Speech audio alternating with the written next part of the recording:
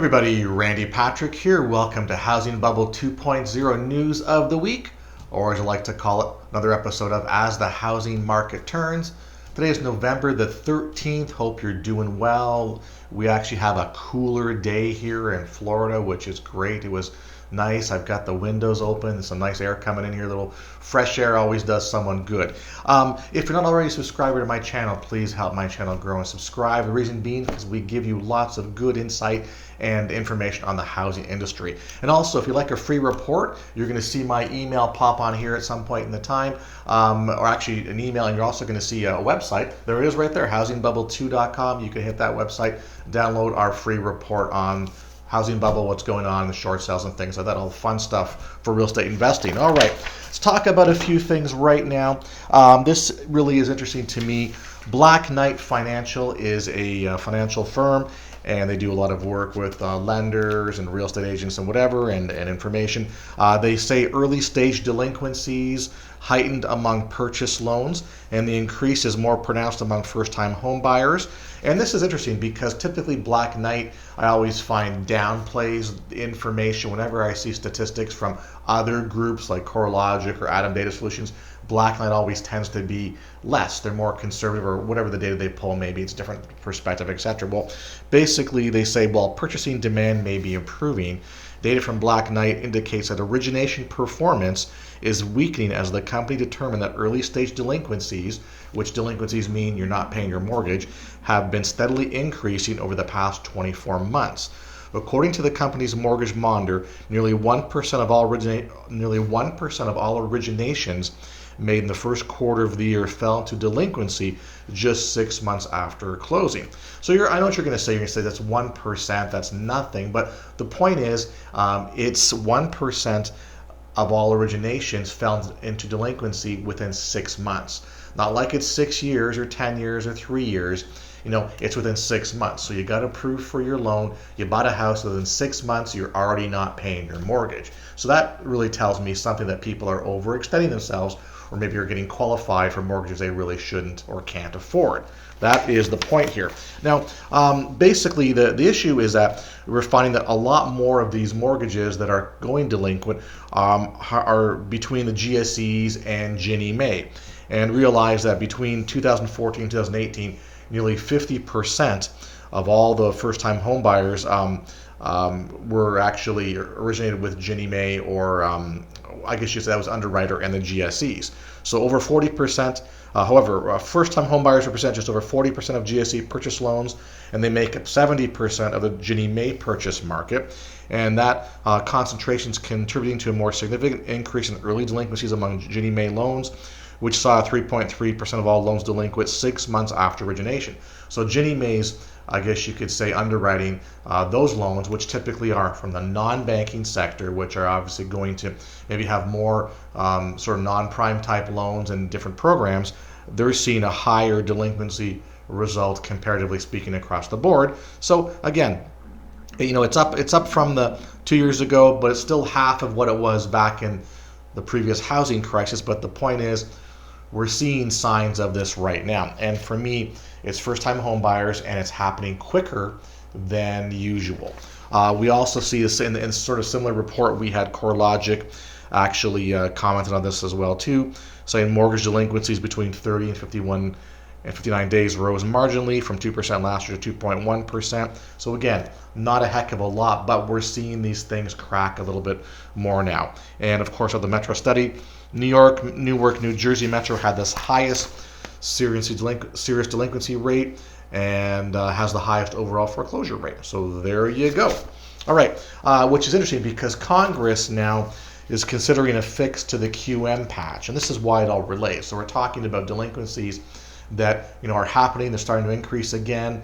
If we start to boil them down, we're seeing more first-time home buyers going delinquent earlier, and now we're looking at, well, let's look deeper in those loans, which is, hey, these are loans written by Fannie Mae, Freddie Mac, FHA, Ginnie Mae, whatever, which tend to be originated mostly by non-banks over the years. So that's to see where the path is going with this.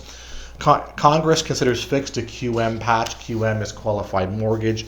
basically they're having to debate whether they're going to throw it in. So the House Financial Services Committee is debating, I guess, this bill which would give originators of either relying upon the qualified mortgage rule to determine borrower's debt to income ratio or on standards set by the FHFA. So the whole point though is that the GSEs, the government-sponsored entities, get to play in this marketplace. They get to use this what's called the QM patch, the qualified mortgage patch, which really is a function, and I've spoken about this before, it's a function where your debt to income ratio, which is set at 43%, can be removed and they can take it up higher. So that's what the government entities are doing to get people into homes that they really can't afford to keep the housing market going. Now, Congress is considering removing this patch forever, or like making it no patch. Like, in other words, everybody can do their own higher DTIs. And this is important because larger banks like Chase, Wells Fargo, Bank of America, the larger banks don't have access to this QM patch. So if they do have access to it, then they can originate more loans to clients who are maybe less income, less credit, whatever that is. They can push the DTI levels higher, and we all know where that could possibly go. So again, it's all these things happening at the height of the marketplace, or as the market's peaked and is cresting. So keep that in mind. So to me, that's just one more reason why we're going to have problems. And of course, I mentioned last video about the top underwater locations across the country. So Adam Data Solutions released their Q3 home equity report and underwater homes report. What they didn't produce last week, but they did late on Friday, was the top locations. So the top states that have the most underwater home mortgages are Louisiana, Mississippi, West Virginia, Iowa, and Arkansas. So there you go in the top 5 there. And the top 10 U.S. metros with the highest share of a percent of properties seriously underwater for Q3 2019 are Youngstown, Ohio area, Baton Rouge, Louisiana, Scranton, Wilkes-Barre, Hazleton, Pennsylvania, Cleveland, Ohio, Toledo, Ohio, Akron, Ohio, New Orleans, Louisiana, Syracuse, New York, Dayton, Ohio, and Memphis, Tennessee, MSA. So what's going on with Ohio? 1, 2, 3, 4, 5 of the top 10 U.S. metros, the highest share of underwater properties are in Ohio. Obviously, we've got some issues going on there. Now, to talk about this, just so we define this, being underwater in your mortgage is the fact that your current market value of your home is worth less than your mortgage, so you're technically underwater. And what that means is that if you go to sell your home, you can't sell your home and pay off your mortgage and have closing costs, commissions, or whatever without you bringing money to the table. That's being underwater. But this report actually focuses on seriously underwater. So seriously underwater is 25% more than your mortgage balance. So you owe $100,000. Your property is worth $100,000, and maybe your home is worth more than $125,000. You see? Sorry, I got that wrong. Your home is worth $100,000. Your mortgage balance is more than $125,000. So you're $25,000 more mortgage balance than your house is worth. There you go. Confusing on a Wednesday here. But the point is, you can see certain areas of the country. We know certain areas are depressed or having a hard time. I don't know. My assumption would be some of this would be economic issues in what they call the Rust Belt or the manufacturing belt in Ohio, though you could correct me if I'm wrong on what's going on up there. All right. NAR, National Association of Realtors, the other day, I guess you could say, banned what's called pocket listings. Now, why this is so important is a pocket listing is when a real estate agent takes a listing from a homeowner but doesn't make it publicly available. And publicly available to me is they put it on their local MLS. When it goes on their local MLS, the next day it gets into the data feeds and gets sent to Realtor.com, and Zillow picks it up, and Homes.com, all these other third-party sites. So the general public can see that the home is listed and available for sale. So a pocket listing is when you have a listing agreement with the homeowner, but you're not putting it on the MLS. What you're doing is you're keeping it within your own buyer's scope. So in other words, you're not going to advertise it because you want to give your buyers first crack at it, or you want to give people in your real estate firm first crack at it, first, so you keep everything within. And that's been a highly contested and debatable, I guess you could say, concept. In one hand, if you're a real estate agent and you have a book of business that you've worked hard for and you developed over the years, that one thinks that you should market this property to your buyers first because you spent the money or you've done the work to acquire the listing. Why not have your clients have a crack at it? But I guess because of the inventory issues and competition, etc., that NAR, so National Association of Realtors, there's about 800 or so delegates that vote on these things. It was actually passed by a 729 to 70 vote. So we're talking, probably 85%, almost 90% of the people voted to get rid of pocket listings. Currently, what I can do, if I take a listing, I can have a pocket listing, but the policy locally here is that I have to write up a form and the homeowner has to sign it and agree to it, and I have to send it into my local MLS to say, hey, I have a listing, but I'm not putting it on the MLS right now because my homeowner does not want me to, for various reasons. Maybe they don't want the knocks on the door, they don't want other calls, they don't want people trudging through open houses and stuff like that. So there's reasons why sellers and homeowners may want you to do it that way for specific reasons, but as far as it never going on the MLS, that's going to be a thing of the past. Pretty much it should at some point in time. Now they're saying within one business day it's got to go on the MLS. So keep that in mind. Now, this policy, I know people will be going, well, I want to see this now. Well, the policy comes in effect January 2020, and what I believe here it says it will delay, NAR will delay implementation until May 1st, 2020, which gives the nation's more than 800 multiple listing services time to make any technology changes and educate their users, which is appropriate and important. So there you go. So the good news is for people looking for homes is that you won't have stuff held back from you by real estate agents. It's got to go on the MLS. All right, which is cool. Actually, there was a study by a group called RealPage, and it says the size of the average U.S. household is growing. So the first time since 1850, the size of the U.S. household is on the rise. It's not just kids, the kids of millennials either. Households are growing and becoming multi-generational. And 20% of households today are multi-generational home, up from 12% from 1980. So of course we see that now because of lack of housing inventory and housing unaffordability. More people are living with their parents, or their older parents are moving in with them, or their kids are staying longer, or their kids, as they get married or etc., are happy. They're there as well too. I mean, I see it in my neighborhood. There's some people who have married kids living with them until they get a chance to buy their home and things like that. So it's just part of today's culture and today's needs, I guess, to make ends meet or to save money to buy homes when you're in situations of being so unaffordable. So, but it's funny, those extra adults are often a parent or child in the primary occupant, or a roommate or a boarder, who cuts down on the cost of living. So obviously, this makes up 20% of the households in 2019, which is up from 17% in 2007. So we're seeing that the primary reason is obviously you have income coming in, which is great, but you're also, whoever's there is saving money on their housing expense as well too. Which moves us to more homeowners are renting out their extra space to make ends meet. So in fact, to make ends meet, this was a Homes.com survey. 51% of homeowners said they had to rent out a space in their home to make ends meet. Well, it costs more to own a home than rent one. They're taking advantage of the rental opportunity. What part of the houses are homeowners renting out? Of those surveyed, about 43% said bedrooms, about 26% said finished basements. Others said detached guest house, or they convert their garage into an apartment opportunity type of thing here. Where we live in Florida, we see a lot of that, for especially homes that maybe are a 2-bedroom, 2-bathroom home with 1-car garage.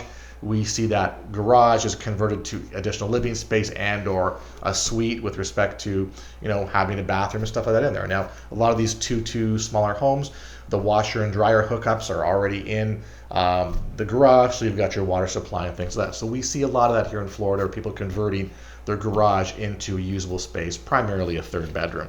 There you go. All right, to go along with that whole concept here, First-time home buyers are vanishing from the U.S. housing market. So basically, data from the National Association of Realtors says the median age of first-time home buyers has increased to 33 in 2019. And it's the highest median age since they started collecting the data back in 1981. The median age for all buyers hit an all-time record of 47, climbing for the third straight year, well above the median age of 31, which was back in 1981 when they first started to I guess you could say capture the data, which goes to show us that housing is more expensive, tougher to save for a down payment. Obviously, where we are today with lack of inventory and unaffordability, it's harder to get yourself your first house or to buy. And also, I think there's a change in lifestyle too. People are doing more life things before buying a house, and there's also a lot of the debt. I mean, a lot of first-time home buyers, millennials, it's been well documented over the years that they are burdened with a lot of student debt, car debt, or other debt, which is holding them back from actually owning property. So that's a scoop on that. Bay Area home prices continue to slide. The peak is likely in.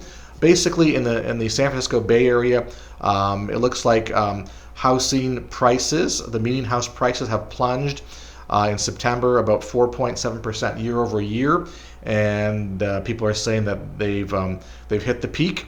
And what the expectation was that, especially the Bay Area being the tech area, that all these newfound overnight millionaires from these IPOs would be hitting the marketplace, buying up more property, and either keeping the property values high or pushing the values even higher. And that hasn't happened. So a lot of these IPOs that were going to come out either haven't come out, or when they've come out, IPO is an initial public offering. For those of you who don't know, so if you're working for the company, you're getting those shares that are gifted to you, or you're buying at a very low rate when you join the company. And then when the IPO hits and it goes public, you can sell your shares and make all your money. So they call them paper millionaires, but that's not really happening because a lot of the recent IPOs for a lot of the tech companies and applications over the past year have not been very fruitful at all and have not hit the big money. So therefore, this area is not seeing those influx of these paper millionaires wanting to buy homes and push prices up. There you go. Record highs for single-family home lot prices. So this was a National Association of Home Builders did analysis for back in 2018 numbers that the average single-family lot size price reached a record high, with half of the lots selling at or above $49,500, according to National Association of Home Builders. Data shows the biggest rise in lot values in the West South Central Division, where median lot values more than doubled since the housing boom years. New England had the most expensive lots in the nation, with half of all sold single-family lots had lot values higher than $140,000. The Pacific Division had the smallest lots, but the average value reached $87,000 in 2018. Lots valued in East North Central Division also had a new record high of $52,000. So basically what it boils down to is that, if you can't buy homes, then you're going to go to buy land and find your own builder and do that. But even that's getting pinched now, so that's increasing. So we know that land prices are up, and land for development is up. We know that single-family lots are up, and I can tell you that even our area here, there's specific areas of town where people will buy a $400,000 house on a lot just to knock it down and put up their McMansion, and that goes on, and that's for specific reasons of school zones and location, whatever. But people still do that. So if something's available, people will capitalize on it, and everybody knows that hey, you can always ask for more. People can always say no, and if you drop your price, that's great. But people will push the envelope on even things like land now, and that's pushing single-family lots higher. All right, maybe the rich see the writing on the wall. Typically, I don't comment on other financial things that are going on in the industry because that's not my forte. But this article kind of caught my eye here. Basically, it said that a record number of CEOs left their positions in October. A corporate outplacement firm reported this past week, It's the most in 1 month since the 2008 recession.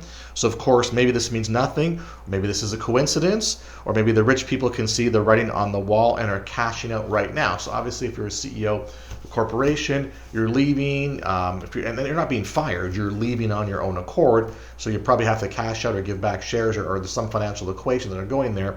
So the thought is that these people are seeing the writing on the wall that a recession is imminent, and they see where their companies are headed, so they're bailing, looking for greener pastures or to repackage themselves someplace else. So I did find that to be quite interesting, and it looks like it's this year. Basically, we've already hit so far this year. We've already topped 2008. So this, where we are, and I guess when they did this study, which is October or September, on October we had already surpassed the biggest year, which was 2008. So we still have November and December CEOs that are going to leave. So we're going to have a record number this year of those guys and ladies stepping down. There you go. They must be knowing something. California nightmare is only getting worse in housing. California is the most cost-burdened state with respect to housing, which I think we all knew that, but all these new studies are coming out. So essentially cost burdened. For both owners and renters, Californians had the highest share of households spending more than 30% of their income on housing. So California is the state with the most, or the highest house burdening. You're spending most of your money. Out of all the states, this state, most people spend the most money on housing. We know rents are expensive. We know homes are expensive. And how long can this last? You'd be the judge of that. To make matters worse is the California wildfires. So obviously that's putting the stress it's not like you had maybe a flood that you can fix the home. I mean, obviously the wildfires, if they're going through the communities, they're removing the homes. The homes are nothing but ashes. So it's not even really a repair issue anymore. It's a need to rebuild, which obviously will take time. So this is causing a bigger crisis for people looking to purchase homes or rent. Also is pushing more people into homelessness. And homelessness in California has already reached a state of crisis, but with the winter approaching and the homeless population growing, the problem continues to worsen. A lack of affordable housing coupled with the national opioid crisis has resulted in a growing homeless population in California, and there's no signs of improving, and wildfires are contributing to the housing problem. Wildfires continue to rage and take housing with them, which is true. The homeless and already fragile population with few resources are growing exponentially in conjunction with devastation in the housing wildfire areas, which makes sense. If you're wiping out, subdivisions or communities, where are these people going to go? Basically, it's dire for people who cannot find housing. So that's now I know there's other groups like in the Bay Area, the Googles and the Facebooks of the world, and Apple have pledged money to develop homes for their workers. It may not help the wildfire areas at this point in time. There's some stuff going on in California, calling for more affordable housing, but affordable housing goes all the way down to the base level. It goes down to what? Land. So if we have increase in record land, all-time land, prices, that gets passed on to the developers, who pass it on to the builders, who pass it on to the homeowners. So you see it all is a progression of cost and expense and leading to unaffordability, which is stressing out obviously people who are suffering from this in California. And I actually didn't print this up, but just to tag into this, I did read an article today. It was about people in Idaho who are tired of Californians coming in because they find that people are leaving the state. They're cashing out. They're able to walk into their location, buy a home with cash, keep money in their pocket, drive their nice cars, and it's making it difficult for people who live there or who've lived there all their lives. You know what I mean? So it just shows how and they're resentful of those people coming into their location. So you can see how this is all playing out here. It's a very difficult situation in housing right now. There's got to be a breaking point at some point in time. I still believe and always will believe that there's ways to go about finding properties. I know it's not easy for the average person, but you got to look at the stress market.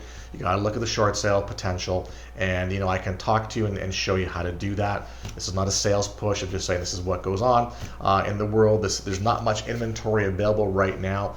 There's actually been discussions on all these people who are developing you could say retirement type communities and the condos and facilities that are, they're not being, I guess you could say, jumped on by the retirees or the older people because they're preferring to age in place in their own homes. So you can see that we're getting stuck on that respect with inventory coming to the marketplace. The home builders, based on the cost profile I just mentioned, are not really building affordable homes. And really the stuff, all these people who are, even though it's not talked about here, we still see cracks in the mortgage market where the foreclosure filings are slowly starting to pick up its pace.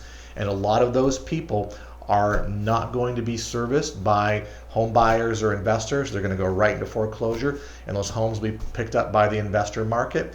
And when I mean investor market, I mean corporate investors, larger investors, and they'll turn them into rental properties. So you won't get a chance. We're not going to get a chance to get our hands on cheaper inventory hitting the marketplace. So it's not a good scene going forward. So if you want to learn about how to find properties and how to get your hands on stuff that's off market, and kind of like what I think is the only area, the only market niche that's available right now to pursue, you drop me a line, you can grab my report, you can send me an email, you can reach out and contact me, and we'll see what we can do for you. So anyway, having said that, have a good week. We'll see what goes on the rest of the week. If there's any interesting news, I'll post another video. If not, we'll look forward to talking to you next week. Thank you.